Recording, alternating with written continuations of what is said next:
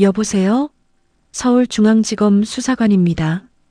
전화기 너머로 들려오는 차분하고 권위적인 목소리에 김덕배는 등골이 서늘해졌다. 72세의 나이에도 여전히 꼿꼿한 자세로 거실 의자에 앉아있던 그는 무의식적으로 허리를 곧게 펴며 대답했다. 아, 네. 무슨 일이시죠? 선생님 명의로 개설된 계좌에서 대포통장 사용 의혹이 발견되었습니다. 지금 당장 조치를 취하지 않으면 선생님도 공범으로 처벌받을 수 있습니다. 덕배의 손이 떨렸다. 공직에서 37년간 성실하게 근무하며 단 한 번도 법적 문제에 연루된 적 없는 그에게 이런 말은 청천벽력이었다. 퇴직 후 3년간 평화로운 노년을 보내고 있던 그의 일상이 순식간에 흔들렸다. 그런데 저는 그런 적이 없는데요. 물론입니다. 선생님이 직접 하신 건 아니겠죠. 하지만 신분증이나 개인정보가 도용되어 사용된 것 같습니다. 지금 즉시 수사 협조를 해주셔야 무혐의 처리가 가능합니다. 수사관의 목소리는 친절하면서도 긴급함이 느껴졌다. 덕배는 30년간 시청 전산실에서 근무하며 쌓은 논리적 사고로 뭔가 이상함을 감지했지만 법적 처벌에 대한 두려움이 그 직감을 압도했다. 어떻게 하면 되죠? 먼저 선생님의 금융거래 내역을 확인해야 합니다. 혹시 온라인 뱅킹 하실 수 있으시죠? 덕배는 망설였다. 은퇴 후 아내와 함께 여행을 다니기 위해 늦깎이로 인터넷 뱅킹을 배웠지만 여전히 서툴렀다. 하지만 수사관의 말에 따르면 이것이 자신의 결백을 증명하는 유일한 방법이었다. 네, 할 수 있습니다. 그럼 제가 안내해 드리겠습니다. 먼저 은행 홈페이지에 접속해 주세요. 그렇게 시작된 2시간의 통화는 덕배의 인생을 바꿔놓았다. 수사관인 척 한 사기꾼은 능숙하게 덕배를 속였다. 컴퓨터 보안 프로그램 설치라는 거짓말로 덕배의 컴퓨터를 조종할 수 있는 프로그램을 깔게 했고 계좌 안전 확인이라며 모든 예금을 안전계좌로 보내라고 시켰다. 덕배는 평생 모은 퇴직금 8천만 원과 적금 3천만 원 그리고 아내와 함께 여행을 위해 따로 모아둔 2천만 원까지 모두 송금했다. 통화가 끝나고 나서야 그는 자신이 당했다는 것을 깨달았다. 이럴 수가. 떨리는 손으로 은행에 전화를 걸었지만 이미 늦었다. 모든 돈은 흔적 없이 사라진 후였다. 경찰서에 신고했지만 돌아온 대답은 차가웠다. 보이스피싱 피해 회복은 거의 불가능합니다. 해외로 빠져나간 자금을 추적하기는. 그날 밤 덕배는 한잠도 자지 못했다. 아내에게 어떻게 말해야 할지, 앞으로 어떻게 살아가야 할지 막막했다. 더욱 참담한 것은 전산 전문가로 자부했던 자신이 이런 단순한 사기에 속았다는 사실이었다. 며칠 후 덕배는 평소대로 동네 노인정을 찾았다. 우울한 마음을 달래려 했지만 쉽지 않았다. 그때 통신회사에서 보안팀장으로 일했던 이영희가 그의 표정을 눈치챘다. 덕배 씨, 얼굴이 왜 그래요? 무슨 일 있어요? 주변에 박용식도 있었다. 은행 전산실에서 30년을 근무했던 그는 덕배보다 2살 어렸지만 컴퓨터만큼은 누구에게도 지지 않는다고 자부하는 사람이었다. 덕배는 한참을 망설이다가 결국 모든 이야기를 털어놓았다. 그의 이야기가 끝나자 노인정은 정적에 휩싸였다. 저도. 영희가 조심스럽게 입을 열었다. 저도 한 달 전에 카드사 직원이라며 전화가 와서 개인정보 확인한다고 해서 카드 번호랑 비밀번호를 다음 날 1,500만 원이 사라져 있더라고요. 용식도 고개를 떨궜다.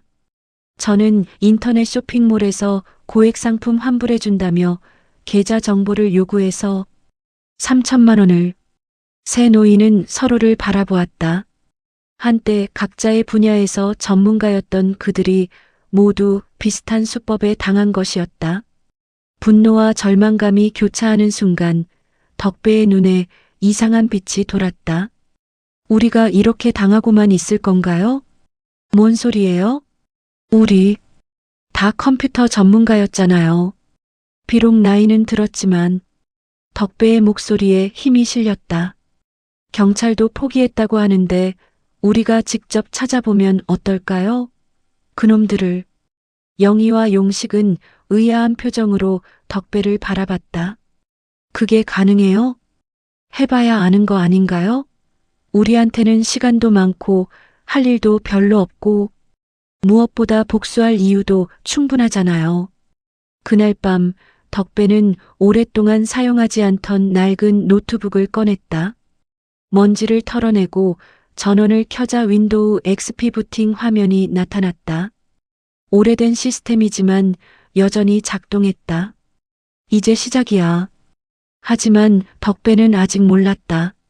자신을 속인 사기단의 총책이 바로 30년간 아들처럼 아끼며 컴퓨터 기술을 가르쳐준 후배 강진철이라는 것을, 그리고 진철이 이미 덕배의 움직임을 예의주시하고 있다는 것을.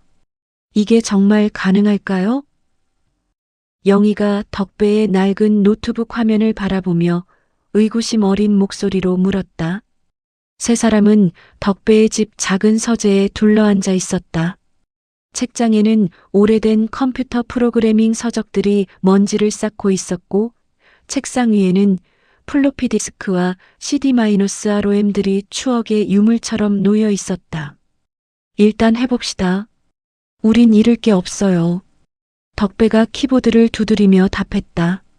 30년 전 손놀림이 서툴러졌지만 여전히 코딩의 기본은 몸에 배어 있었다. 용식이 자신의 스마트폰을 꺼내며 고개를 저었다. 요즘 애들은 이런 작은 화면으로 뭐든지 하던데 우리 같은 늙은이들이 따라갈 수 있을까? 용식 씨, 당신 은행 전산 시스템 30년 했잖아요. 지금 모바일 뱅킹도 결국 똑같은 데이터베이스 기반이에요. 영희가 옆에서 거들었다. 맞아요. 기술은 바뀌었지만 기본 원리는 같아요. 통신망도 마찬가지고. 덕배는 보이스피싱 당일을 떠올리며 메모장에 기록했다. 일단 그놈들이 사용한 전화번호부터 추적해 봅시다. 02-3481-7329. 분명히 인터넷 전화 번호일 거예요. 영희가 자신의 태블릿을 꺼내며 말했다. VIP 추적이 쉽지 않을 텐데. 하지만 통신사 근무 경험으로 보면 반드시 어딘가에 로그가 남아있을 거예요. 그런데 우리가 어떻게 그런 정보에 접근해요? 경찰도 아니고. 용식이 현실적인 문제를 제기했다. 덕배가 잠시 생각에 잠겼다가 입을 열었다. 법적인 방법으로는 안 되겠죠. 하지만 그는 키보드를 두드리며 오래된 프로그램을 실행했다. 도스창이 뜨자 세 사람 모두 옛 기억에 잠겼다. 이거 DOS네요. 얼마나 오랜만인지. 네트워크 스니핑 프로그램이에요. 제가 30년 전에 직접 만든 거죠. 덕배의 설명에 영희와 용식이 눈을 빛냈다. 지금도 작동해요? 기본 원리는 똑같으니까요. 다만 요즘 보안이 훨씬 강화되어서. 그때 영희가 갑자기 손뼉을 쳤다. 아, 제가 퇴직할 때 받은 보안 접근 권한이 아직 남아있을지도 몰라요. 회사에서 완전히 삭제 안 했을 수도 있고. 정말요? 한번 확인해 볼게요. 영희가 자신의 노트북으로 통신사 내부 시스템에 접속을 시도했다. 놀랍게도 로그인이 되었다. 어머, 정말 되네요. 와, 이거 완전 해킹 아니에요? 용식이 흥미진진한 표정으로 말했다. 해킹이라기보다는 권한 관리 소홀이죠. 영희가 웃으며 답했다. 화면에는 통신 로그 데이터베이스가 나타났다. 자, 그 번호를 검색해 볼까요? 02-3481-7329를 입력하자 여러 정보가 나타났다. 인터넷 전화 맞네요. 그런데 이상해요. 발신 위치가 계속 바뀌어요. 인터넷 전화나 가상 사설망을 쓰고 있는 거겠죠. 하지만 덕배가 데이터를 자세히 살펴보았다. 패턴이 있어요. 매일 오전 9시부터 오후 6시까지만 사용하고 주말에는 없네요. 마치 회사 업무 시간 같아요. 용식이 자신의 경험을 떠올렸다. 은행에서 이런 패턴 많이 봤어요. 조직적으로 운영되는 사기단일 가능성이 높아요. 그럼 이 번호로 걸려온 다른 피해자들도 있다는 뜻이네요. 영희가 더 많은 통화 기록을 검색했다. 놀랍게도 한 달간 수백 건의 통화 기록이 나타났다. 이렇게 많아요? 대부분 60세 이상 번호들이네요. 우리와 같은 피해자들. 덕배의 얼굴이 굳어졌다. 이놈들이 정말 체계적으로 노인들을 노리고 있었구나. 용식이 갑자기 무언가를 발견했다. 잠깐, 여기 보세요. 입금 계좌 정보가 있어요. 어디요? 사기꾼들이 피해자들한테 돈을 보내라고 한 계좌번호들. 통화 녹음 파일에 남아있네요. 영희가 녹음 파일을 재생했다. 익숙한 목소리가 들렸다. 국민은행 482-21-157-394로 송금해주세요. 덕배가 소름이 돋았다. 이 목소리, 바로 저한테 전화한 그놈이에요. 계좌번호를 추적해 볼까요? 용식이 자신의 노트북을 켜며 말했다. 은행 시스템은 제가 가장 잘 알죠. 하지만 곧 문제에 부딪혔다. 계좌 조회를 하려면 정식 권한이 필요해요. 저도 퇴직한 지 너무 오래되어서 다른 방법은 없을까요? 덕배가 고민에 빠졌을 때 갑자기 집 전화벨이 울렸다. 여보세요? 혹시 김덕배 선생님이세요? 낯선 목소리였다. 하지만 어딘지 익숙했다. 네, 그런데 누구세요? 아, 선생님. 저 강진철입니다. 시청에서 같이 일했던. 덕배의 얼굴이 밝아졌다. 진철이구나. 어쩐 일로? 선생님께서 보이스피싱 피해를 당하셨다는 소식을 들었어요. 제가 지금 보안 관련 일을 하고 있는데 도움을 드릴 수 있을 것 같아서요. 정말 고마워라. 내일 시간 있으시면 뵙겠어요. 피해 복구에 대해 상담해 드릴게요. 전화가 끝나자 영희와 용식이 의아한 표정을 지었다. 누구예요? 제 후배예요. 30년간 컴퓨터 기술 가르쳐줬던. 지금은 보안업체에서 일한다고 하네요. 잘 됐네요. 전문가 도움을 받으면 더 좋겠어요. 하지만 덕배는 알지 못했다. 방금 전화를 건 강진철이 바로 자신을 속인 보이스피싱 조직의 총책이라는 것을, 그리고 진철이 덕배의 수사 움직임을 파악하기 위해 접근한 것이라는 것을. 진철은 전화를 끊고 나서 냉소적인 미소를 지었다. 스승님이 직접 나서시는군. 재미있겠는데. 그는 부하들에게 지시했다. 김덕배 일행을 24시간 감시해. 그리고 그들이 뭘 알아냈는지 모든 것을 보고해. 한편 덕배의 집에서는 새 노인이 내일 만날 진철에 대한 기대감으로 가득했다. 하지만 그들은 곧 깨닫게 될 것이다. 가장 가까운 사람이 가장 위험한 적이 될 수 있다는 것을. 선생님, 정말 오랜만입니다. 강진철은 예의 바른 미소를 지으며 덕배의 손을 두 손으로 감쌌다. 40대 중반의 그는 깔끔한 정장을 입고 있었고 명품 시계가 손목에서 번쩍였다. 덕배가 기억하는 수줍은 신입사원의 모습은 온데간데 없었다. 진철아, 많이 달라졌구나. 성공했나 보네. 선생님 덕분입니다.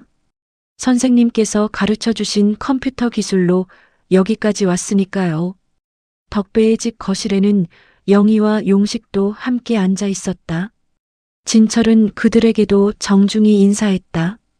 이분들도 피해를 당하신 거죠? 요즘 보이스피싱이 정말 교묘해져서.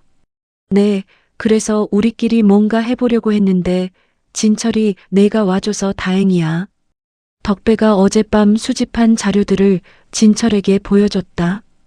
통화 기록, 계좌번호, 발신 패턴 분석까지.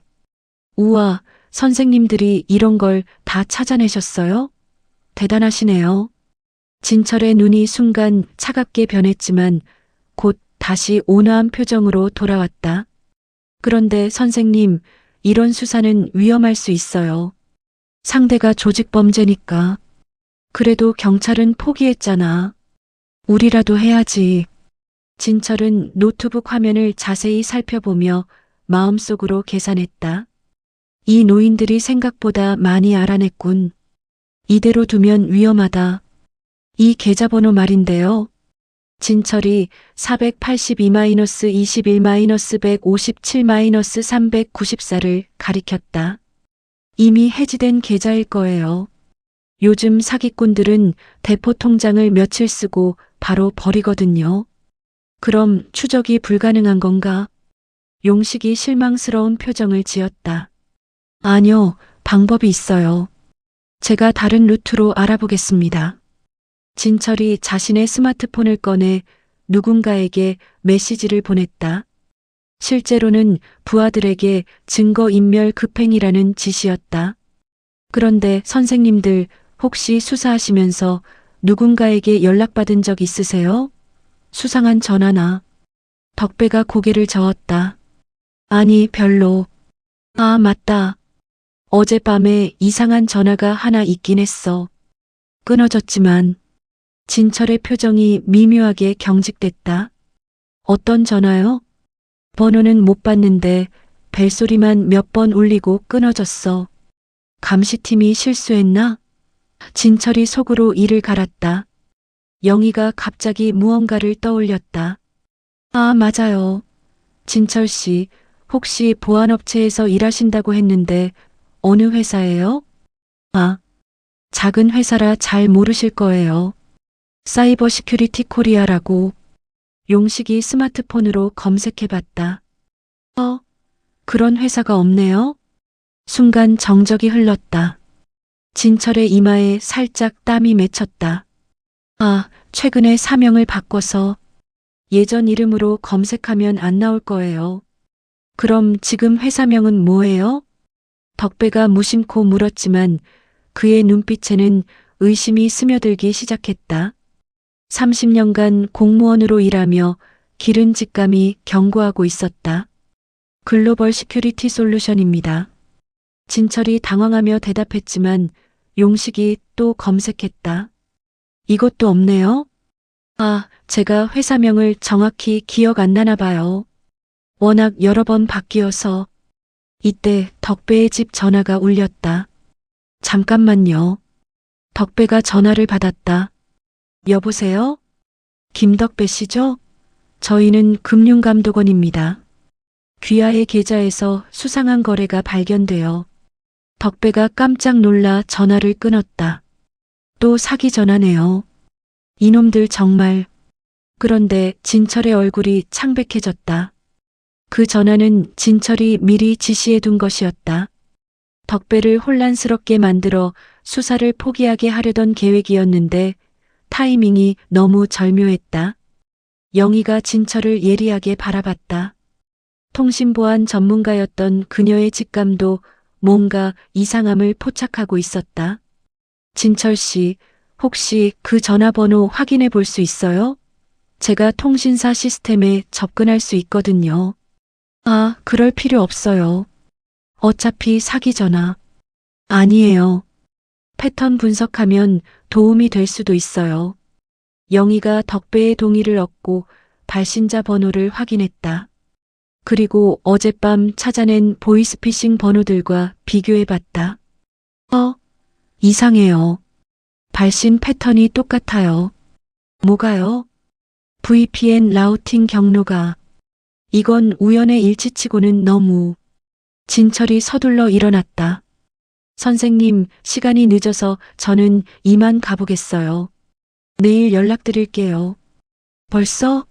저녁이나 먹고 가지. 다음에요. 급한 일이 있어서.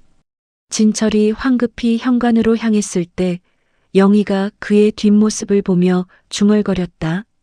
이상하네. 뭔가 숨기는 게 있는 것 같은데. 진철이 떠나고 나서 세 사람은 서로를 바라봤다. 나만 이상하게 느낀 게 아니었구나. 덕배가 한숨을 쉬었다. 회사 이름도 계속 바뀌고 전화 타이밍도 너무 기가 막히고. 용식이 고개를 끄덕였다. 은행에서 오래 일해봐서 아는데 사기꾼들은 신뢰할 만한 사람으로 접근하는 경우가 많아요. 설마 진철이가? 덕배는 믿고 싶지 않았다. 30년간 아들처럼 아껴온 후배가 자신을 속였다는 생각은 상상조차 하고 싶지 않았다. 영희가 노트북을 켜며 말했다.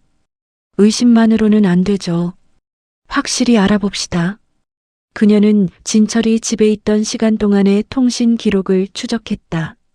놀랍게도 진철의 휴대폰에서 수상한 번호들로 여러 번 데이터 통신이 이루어진 기록이 발견됐다.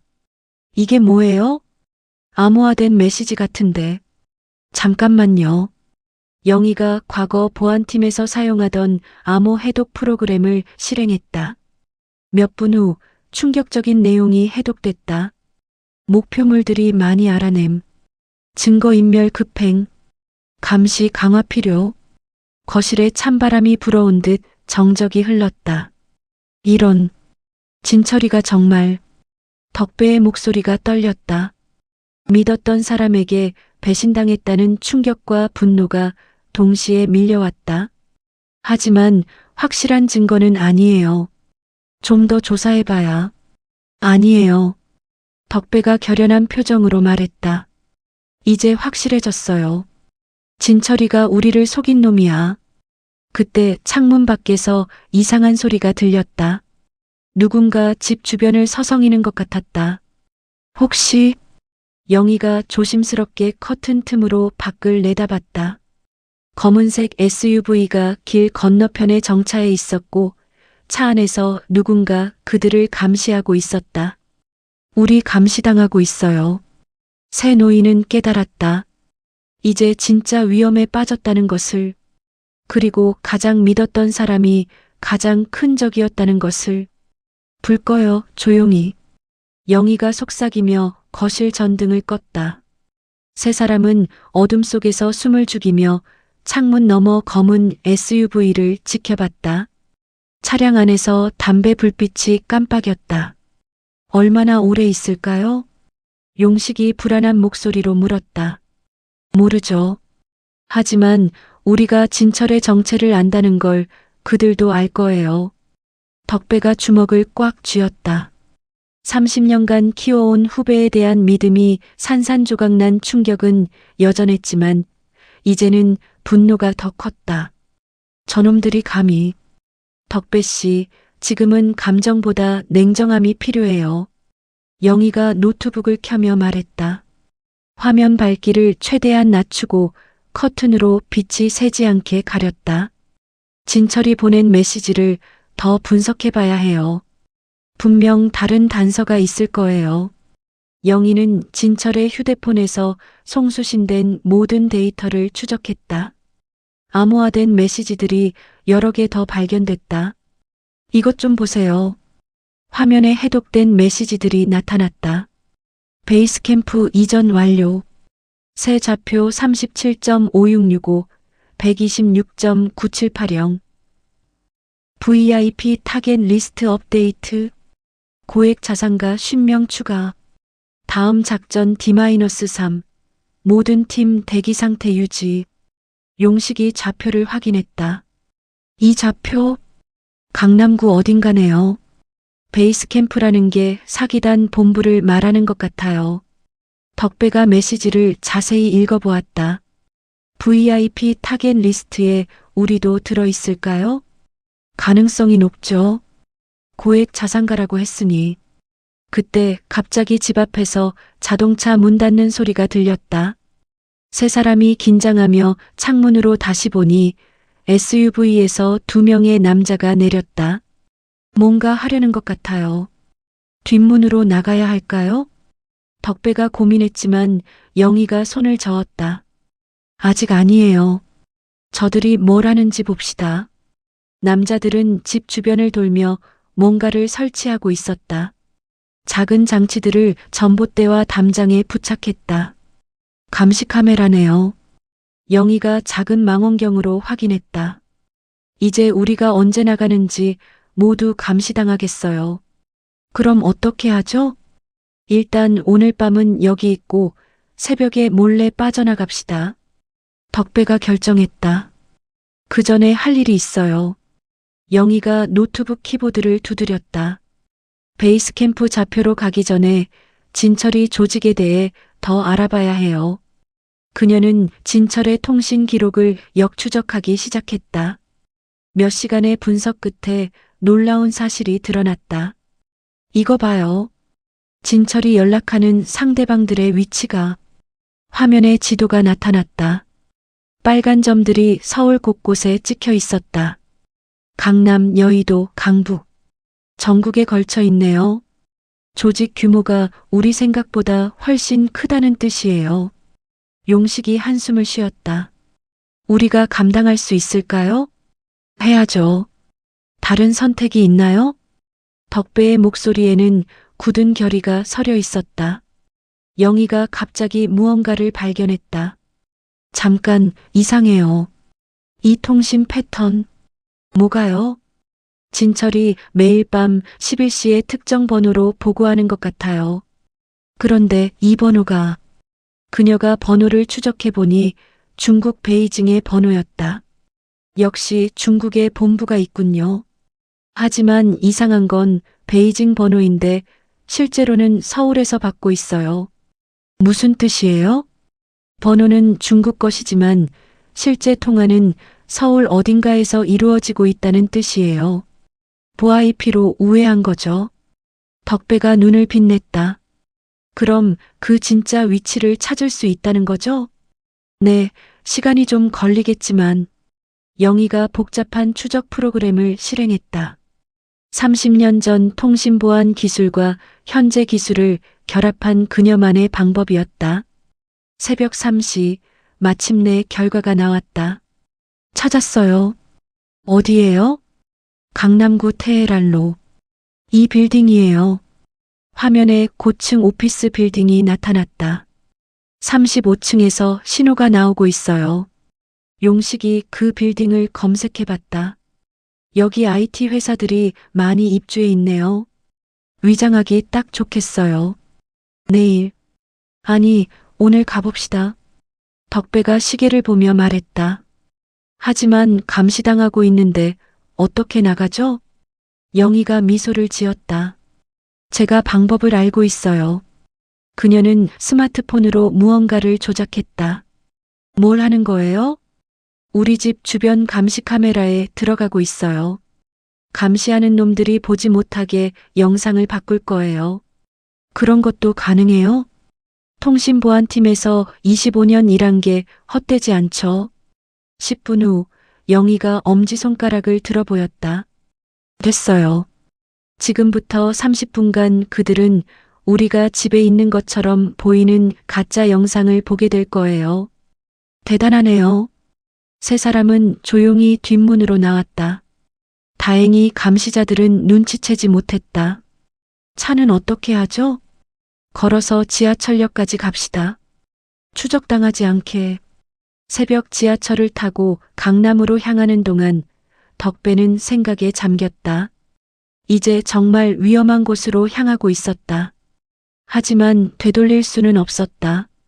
지하철에서 내려 테헤란로를 걸으며 새 노인은 그 고층 빌딩을 올려다봤다. 35층에서는 아직도 불이 켜져 있었다. 저기서 우리를 속인 놈들이 일하고 있는 거군요.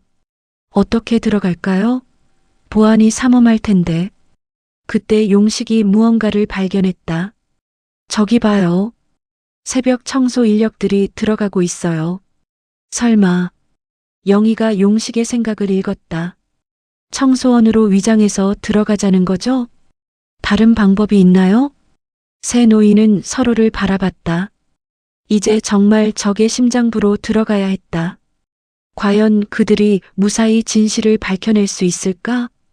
빌딩 로비에서는 보안 요원이 졸고 있었고 청소업체 직원들이 분주히 들어가고 있었다. 이것이 그들의 마지막 기회일지도 몰랐다. 청소도구함 빌려주세요. 덕배가 빌딩 뒤편 청소업체 트럭 앞에서 작업복을 입은 아저씨에게 말했다. 새벽 5시, 아직 어둠이 완전히 걷히지 않은 시간이었다. 새로 오신 분들인가? 네, 오늘부터 일하게 됐어요. 영희가 자연스럽게 대답했다. 세 사람 모두 어색하게나마 청소원 복장을 갖춰 입었다. 그럼 35층 맡으세요.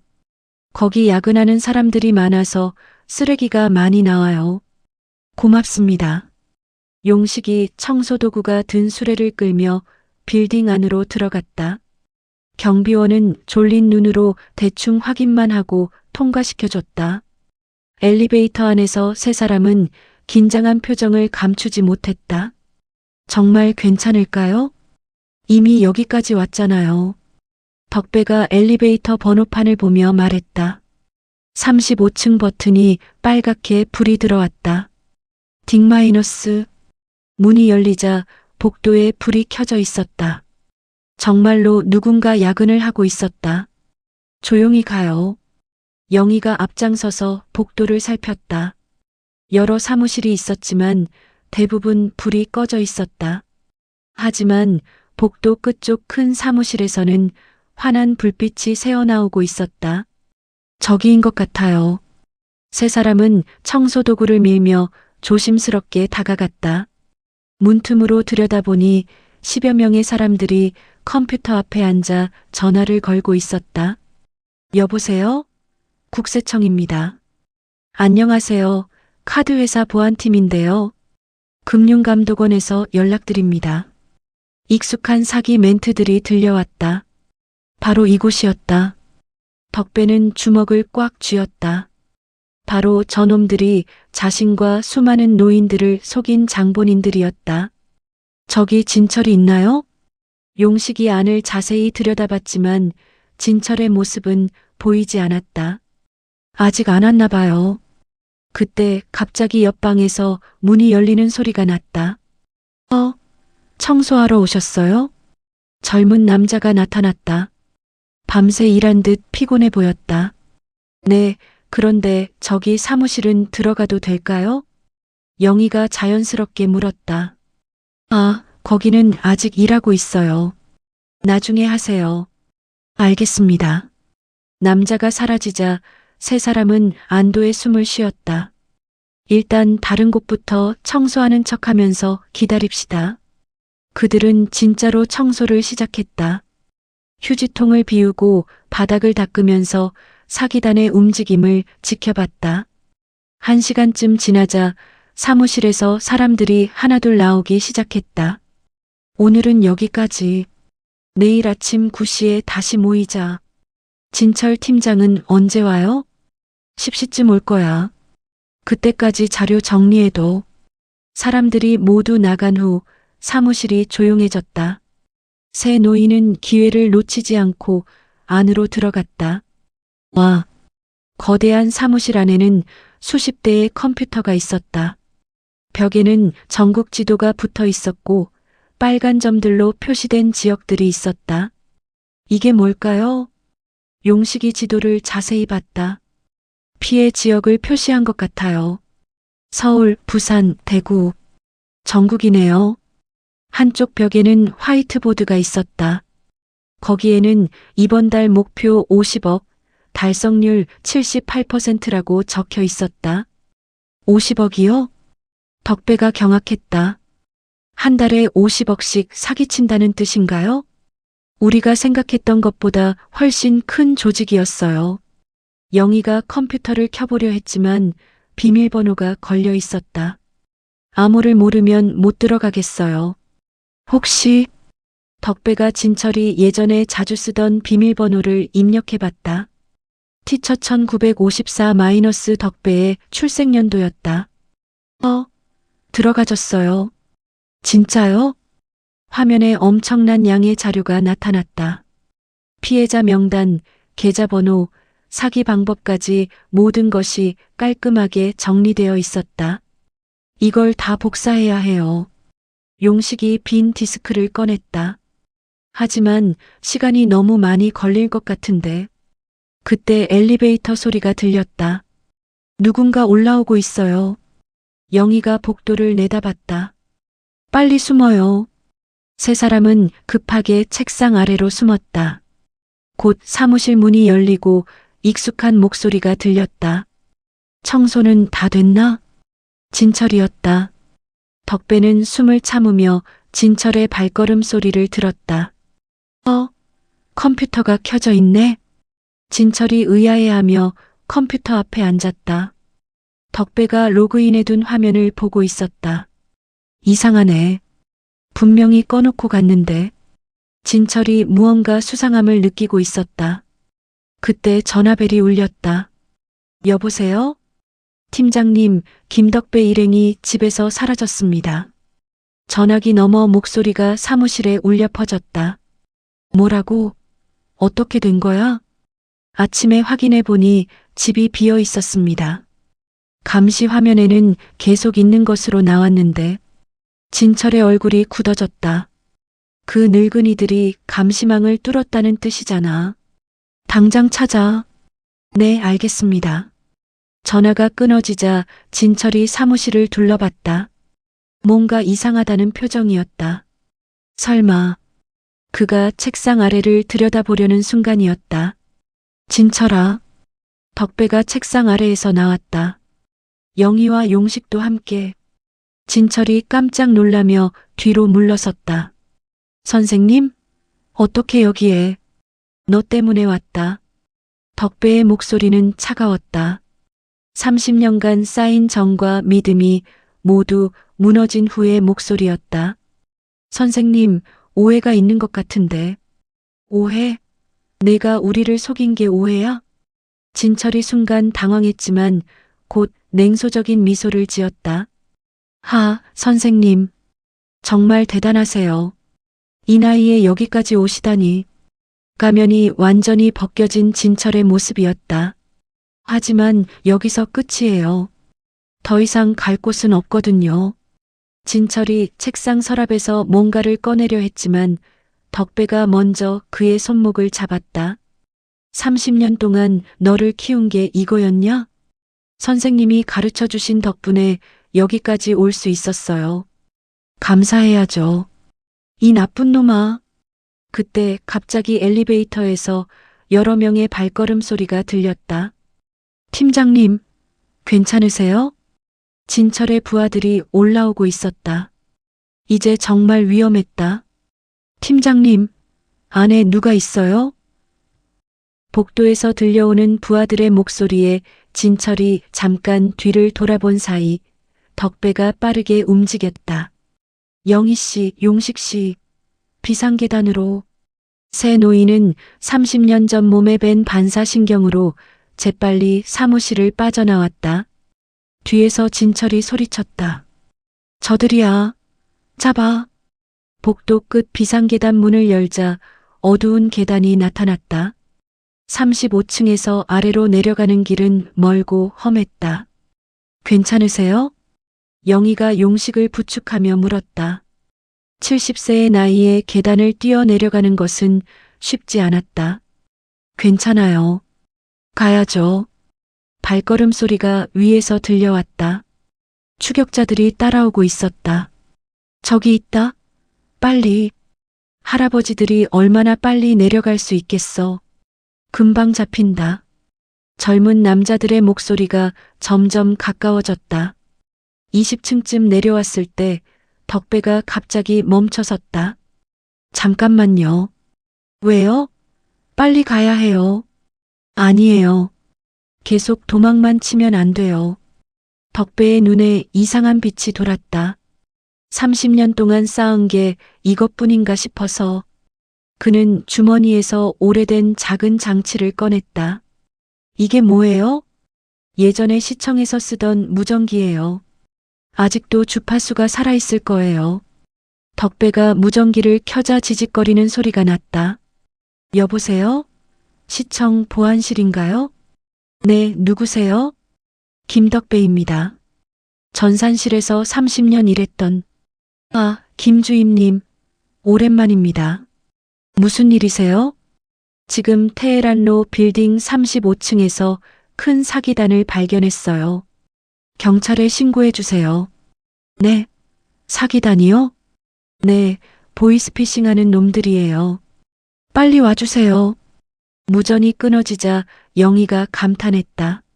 아직도 그 무전기가 작동해요? 공무원 30년 하면서 쌓은 인맥이죠. 추격자들의 발소리가 더 가까워졌다. 하지만 경찰이 올 때까지 기다릴 수가 없어요. 용식이 불안하게 말했다. 그럼 우리가 직접 해야죠. 덕배가 비상계단 문을 열었다. 15층이었다. 여기서 엘리베이터 타고 다시 올라가요. 뭐라고요? 미쳤어요? 아니에요.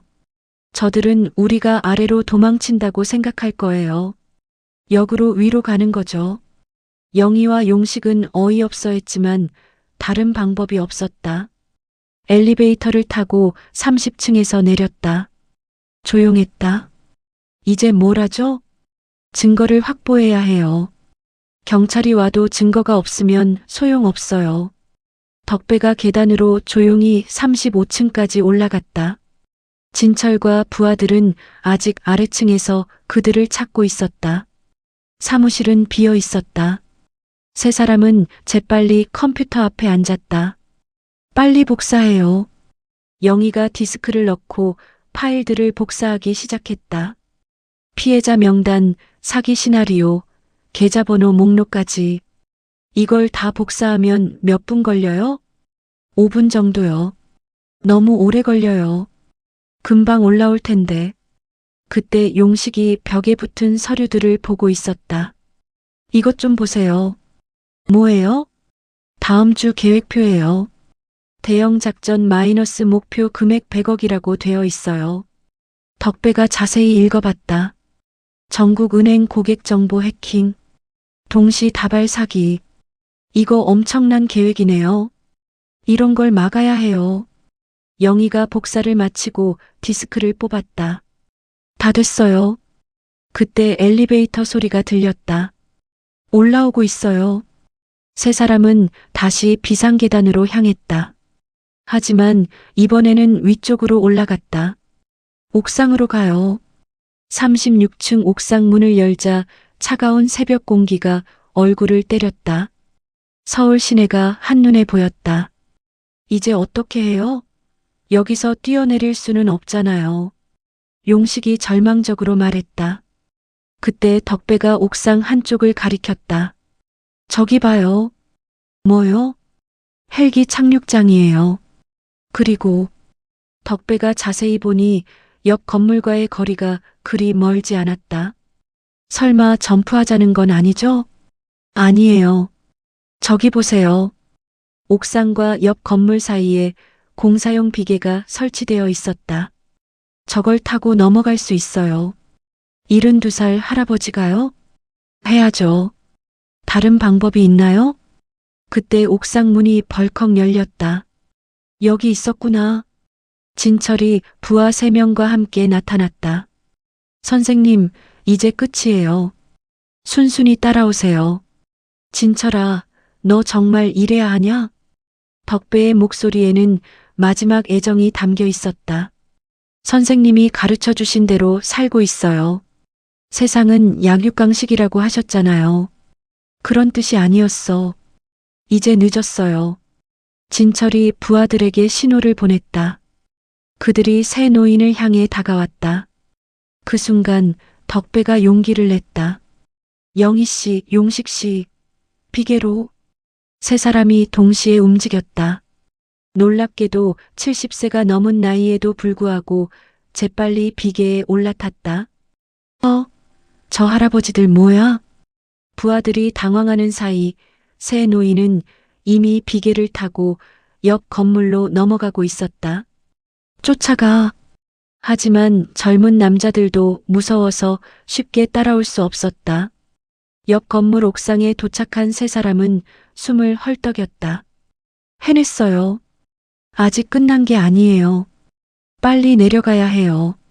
그때 아래에서 사이렌 소리가 들렸다. 경찰이다. 정말요? 옥상에서 내려다보니 경찰차 여러 대가 빌딩을 포위하고 있었다. 덕배 씨의 신고가 통했나 봐요. 하지만 진철과 부하들도 이 광경을 보고 있었다. 진철의 얼굴이 일그러졌다. 모든 증거를 없애. 빨리. 옆 건물에서 이 모습을 지켜보는 세 노인. 과연 그들이 수집한 증거로 이 거대한 사기단을 막을 수 있을까? 아직 진짜 싸움은 시작도 안 됐다. 증거 다 없앴어요? 진철이 급하게 부하에게 물었다. 아래층에서는 경찰들이 올라오고 있었다. 네, 컴퓨터 정보 다 지웠습니다. 서류들도 소각했습니다. 진철이 안도의 숨을 쉬었다. 증거가 없으면 경찰도 어쩔 수 없을 것이었다. 그때 옆 건물 옥상에서 덕배가 소리쳤다. 진철아, 너무 일찍 기뻐하지 마라. 뭐? 덕배가 손에 든 디스크를 흔들어 보였다. 모든 증거 여기 다 있다. 진철의 얼굴이 새하얗게 변했다. 그 할아버지들이 증거를 가져갔다고? 경찰이 35층에 도착했다. 하지만 텅 빈 사무실만 발견했을 뿐이었다. 아무것도 없네요. 신고가 잘못된 건 아닐까요? 그때 덕배가 옆 건물에서 엘리베이터를 타고 내려와 경찰서에 나타났다. 제가 신고한 김덕배입니다. 아, 할아버지. 그런데 현장에 아무것도 없던데요? 그럴 줄 알고 증거를 미리 가져왔습니다. 덕배가 디스크를 건네자 경찰관들이 놀랐다. 이게 뭔가요? 보이스피싱 사기단의 모든 자료입니다.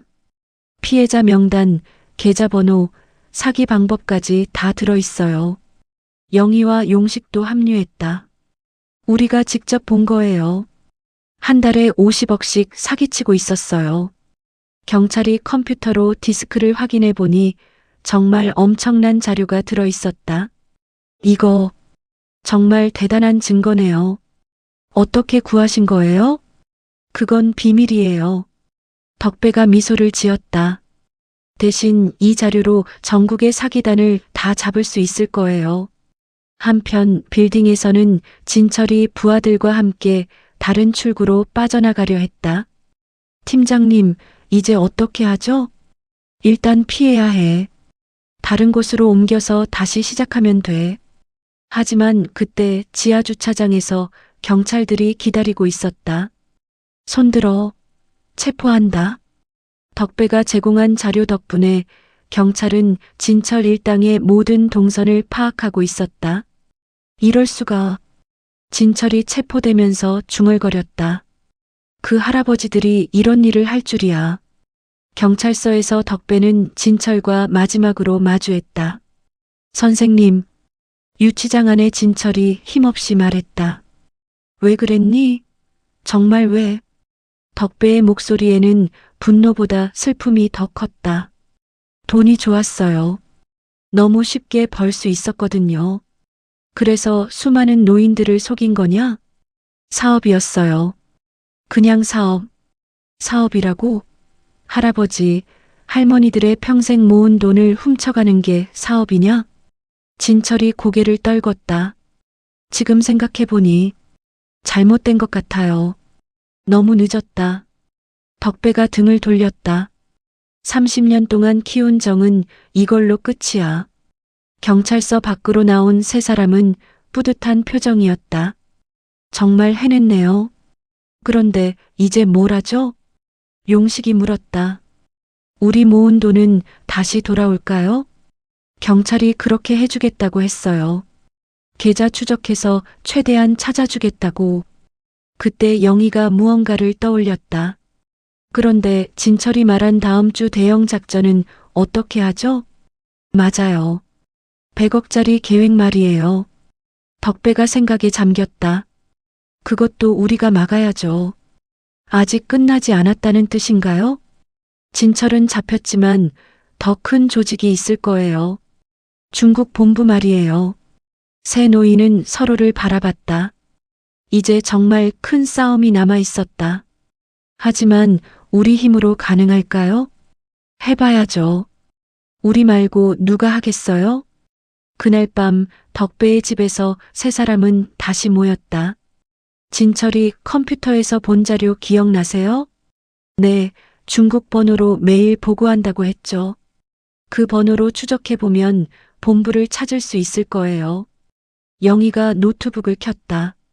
하지만 이번엔 더 위험할 거예요. 상대방도 우리를 알고 있을 테니까. 그럼 더 조심스럽게 해야죠. 용식이 결의를 다졌다. 이번엔 절대 실패할 수 없어요. 다음 주에 100억 사기를 당할 사람들을 생각하면. 그때 집 전화가 울렸다. 여보세요? 김덕배 씨죠? 중국에서 전화드립니다. 낯선 목소리였다. 하지만 어딘지 위협적이었다. 누구세요? 진철이 저희 조직원이었습니다. 당신들 때문에 큰 손해를 봤군요. 덕배의 등에 식은땀이 흘렀다. 그래서 뭐 어쩌겠다는 거요? 조용히 하세요. 더 이상 우리 일에 간섭하면 가만두지 않겠습니다. 협박하는 거요? 경고입니다. 마지막 경고. 전화가 끊어졌다. 영희와 용식이 긴장한 표정으로 덕배를 바라봤다. 중국 본부에서 연락이 왔어요? 네, 그만하라고 하네요. 어떻게 하죠? 덕배가 잠시 생각하더니 단호하게 말했다. 더 열심히 해야죠. 저들이 무서워한다는 건 우리가 제대로 하고 있다는 뜻이에요. 새 노인의 눈에 다시 불꽃이 타올랐다. 이제 진짜 마지막 싸움이 시작되는 것이었다. 과연 그들이 거대한 국제 사기단을 막을 수 있을까? 할아버지, 할머니 여러분, 조심하세요. 덕배가 마이크를 들고 노인정에서 큰 소리로 말했다. 50여 명의 어르신들이 진지한 표정으로 그의 말을 듣고 있었다. 요즘 사기꾼들이 정말 교묘해졌어요. 검찰이라고 하면서 전화를 걸어요. 그럼 어떻게 구별해요? 한 할머니가 물었다. 검찰이나 경찰은 전화로 돈을 요구하지 않아요. 절대로. 영희가 옆에서 거들었다. 그리고 은행에서도 전화로 계좌번호나 비밀번호를 묻지 않아요. 2주 전 중국 본부와의 마지막 싸움이 끝났다. 영희의 뛰어난 전화 추적 실력과 용식의 은행 시스템 지식, 그리고 덕배의 끈질긴 의지가 합쳐져 마침내 100억 사기 계획을 막아냈다. 경찰과 함께 중국 조직과 연결된 국내 네트워크를 모두 잡아냈고 수백 명의 피해자들이 돈을 되찾을 수 있었다. 덕배 씨 덕분에 우리가 사기 안 당했어요. 고마워요. 정말. 어르신들의 감사 인사에 덕배는 뿌듯했다. 우리가 당한 일을 다른 분들은 당하지 않았으면 해서요. 교육이 끝나고 세 사람은 카페에 앉았다. 요즘 어때요? 기분이. 용식이 커피를 마시며 물었다. 이상해요. 돈을 되찾은 것보다 이런 일 하는 게 더 보람 있는 것 같아요. 덕배가 웃으며 답했다. 저도 그래요. 예전엔 퇴직하고 할 일이 없어서 지루했는데 지금은 매일이 바빠요. 영희도 고개를 끄덕였다. 우리가 가진 기술을 좋은 일에 쓸 수 있다는 게 좋아요. 지난 2주 동안 실버 해커단의 이야기는 전국에 알려졌다. 언론에서도 70대 해커들이 사기단을 잡았다며 크게 보도했다. 그러면서 전국의 노인분들로부터 도움 요청이 쏟아졌다. 할아버지, 저희 엄마도 사기당했는데 도와주세요. 우리 동네에도 와서 교육해주세요. 사기꾼 잡는 방법 가르쳐주세요. 생각보다 일이 많네요. 좋은 일이잖아요. 그때 덕배의 휴대폰이 울렸다. 여보세요? 안녕하세요. 시청 복지과입니다. 혹시 시간 되시면 한번 오실 수 있을까요? 무슨 일인가요? 어르신들을 위한 사기 예방 교육 프로그램을 만들려고 하는데 도움을 받고 싶어서요. 덕배가 영희와 용식을 바라봤다. 둘 다 고개를 끄덕였다. 네, 가겠습니다. 시청에서 만난 담당자는 젊은 여자 공무원이었다. 정말 대단하세요. 저희도 놀랐어요. 별일 아니에요. 아니에요. 요즘 보이스피싱 피해가 정말 심각한데 어르신들이 직접 나서서 막아내신 게 대단해요. 담당자가 자료를 보여줬다. 시에서 정식으로 실버 사기 예방단을 만들려고 해요. 세 분이 단장을 해주시면 어떨까요? 정식으로요? 네, 예산도 지원하고 사무실도 제공해 드릴게요. 세 사람은 서로를 바라봤다. 좋은 기회인 것 같은데요? 그럼 더 많은 분들을 도울 수 있겠네요. 덕배가 대표로 답했다. 좋습니다. 하겠습니다. 한 달 후 시청 별관에 실버 사기 예방단 사무실이 문을 열었다. 덕배, 영희, 용식은 매일 출근해서 전화 상담을 받고 전국 각지로 교육을 다녔다. 할아버지, 저희 아버지가 사기당한 것 같아요. 어떤 사기인가요? 주식 투자라고 해서 1천만 원을. 걱정하지 마세요. 방법이 있어요. 덕배는 이제 전문가가 되었다. 어떤 사기든 해결책을 찾아냈다. 영희는 사기꾼들의 전화를 추적하는 일을 맡았다. 통신회사와 협력해서 사기 전화번호를 실시간으로 차단하는 시스템을 만들었다. 용식은 은행들과 함께 일했다. 수상한 계좌를 미리 파악해서 사기 피해를 예방하는 일이었다. 요즘 정말 바쁘네요. 좋은 일로 바쁜 거니까 괜찮아요. 어느 날 저녁 세 사람은 사무실에서 늦게까지 일하고 있었다. 오늘 몇 건 처리했어요? 전화 상담 12건, 교육 요청 8건. 내일도 바쁘겠네요. 그때 영희가 컴퓨터 화면을 보며 말했다. 이상한 걸 발견했어요. 뭐요? 새로운 사기 방법인 것 같은데. 이번엔 젊은 사람들을 노리고 있어요. 젊은 사람들을요? 네, 인터넷 가상화폐 투자라고 해서. 덕배가 일어났다. 그럼 또 조사해 봐야겠네요. 또 시작인가요? 용식이 웃으며 말했다. 그럼요. 우리가 안 하면 누가 하겠어요? 영희가 노트북을 켰다. 이번엔 젊은 사람들도 구해야겠네요. 좋아요. 나이는 상관없죠. 사기당하는 사람이 있으면 우리가 도와야죠. 그날 밤 새 노인은 다시 새로운 수사를 시작했다. 더 이상 피해자가 아니었다. 이제 그들은 사기와 싸우는 전문가들이었다. 창밖으로 서울의 야경이 반짝였다. 어디선가 또 누군가 사기꾼의 전화를 받고 있을지도 모른다. 하지만 이제 걱정할 필요 없다. 실버 해커단이 있으니까. 우리가 있는 한 사기꾼들은 함부로 설칠 수 없을 거예요. 덕배가 자신감 있게 말했다. 진철을 키워낸 30년이 후회되지 않았다. 그 경험이 있었기에 지금 더 많은 사람들을 도울 수 있었으니까. 영희와 용식도 마찬가지였다. 오랜 경험과 기술이 이제 정의를 위해 쓰이고 있었다. 세 사람의 새로운 인생이 시작되었다. 더 이상 외롭지 않았다. 매일 해야 할 일이 있으니 말이다.